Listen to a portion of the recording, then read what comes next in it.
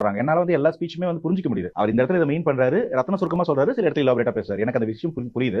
எப்பயுமே வந்து இருக்கக்கூடிய எல்லா விமர்சனங்களையும், அது அரசியல் கட்சியா இருந்தாலும், ஊடகமா இருந்தாலும், இல்ல தனிப்பட்ட முறையில எதிர் விமர்சனங்கள் தெரிவிக்கிறதா இருந்தாலும், எல்லா கேள்விகளுக்குமே அந்த இடத்துல பதில் சொல்லுவாரு. சோ இலாபரேட்டா ஈரோடு மக்களோட பிரச்சனை, அங்க என்னென்ன பாசிபிலிட்டிஸ் இருக்கு, அவருக்கு பேச்சுகள்ல முன்னாடி இருக்கக்கூடிய பேச்சுகள் எதெல்லாம் வந்து திரிச்சிருக்காங்க, அது எல்லாத்தையும் ஓரலா அட்ரஸ் பண்ணாரு. ரொம்ப ஒரு கான்பிடென்ட்டா ரெட்டாரிக்கா இருந்த மாதிரி இருந்துச்சு இன்னைக்கு ஸ்பீச். நான் வந்து ஒரு ஜனநாயகமா கொஞ்சம் டெக்கோரத்தை ஃபாலோ பண்ணி தான் இப்படி பேசிட்டு இருக்கேன். நீங்க வந்து பிலோ த பெல்ட் போனீங்கன்னா எனக்கும் அது தெரியாம இல்ல, அது வேண்டாம், நான் ஒரு மாற்றத்துக்காக வந்திருக்கேன், என்ன புஷ் பண்ணாதீங்க, உங்களோட நல்லாவே பண்ணுவேன். நல்லாவே பேசுவேன். அதாவது அவர் மட்டும் இல்ல, இருக்கிற இந்த ஜென்சி கிட்ஸ் அப்படிதான்.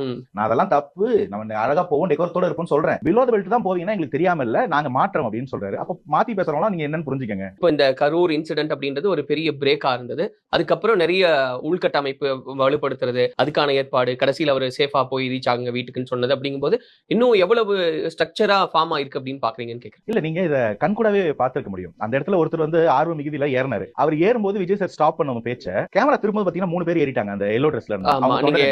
அவங்க தொண்டரன். சோ முன்னாடி வந்து யார் இவனை கீழே கூப்பிடுறதுன்னு ஒரு பேச்சு இருக்கும். இப்ப அங்க ஆளுக்கு இவர் இந்த மனுஷன் இறங்குறனா கூட இன்னொரு 3 செகண்ட்ல ஆள் மேலே ஏறிடும். சோ இதுதான் அங்க கர நிலவரமா இருக்கு. என்னன்னா எல்லாரும் விஜய் சார் பேசுறாருன்னா இருக்க காவல்துறை நண்பர்களே அதை பார்க்கக்கூடியது, நம்மளால புரிஞ்சுக்க முடியும். அந்த கேப்ல ஒருத்தர் ஆர்வம் மிகுதி ஆகிறாரு அப்படின்னா முன்னாடி யார் அதை அட்ரஸ் பண்றது ஒரு கேள்வி இருக்கும். ஒருத்தர் ஆர்வம் மிகுதியில் இதுல ஏறான் டிரான்ஸ்ஃபார்ம் பண்றேன்னா இறங்குறான்னு சொல்லுவோம். நீ சொன்னா நான் ஏன் கேட்கணும்? ஏன்னா ஒருத்த வயசு இருக்க பசங்களுக்குள்ள அந்த போட்டி இருக்கும். இன்னைக்கு அதுக்கு ரெஸ்பான்சிபிளா ஒருத்தர் இருக்காரு. அந்த ரெஸ்பான்சிபிளா இருக்கவர் தான் அந்த இடத்துல போய் அதை அட்ரஸ் பண்றாங்கன்றது உங்களால அந்த இடத்துல பார்க்க முடியுது.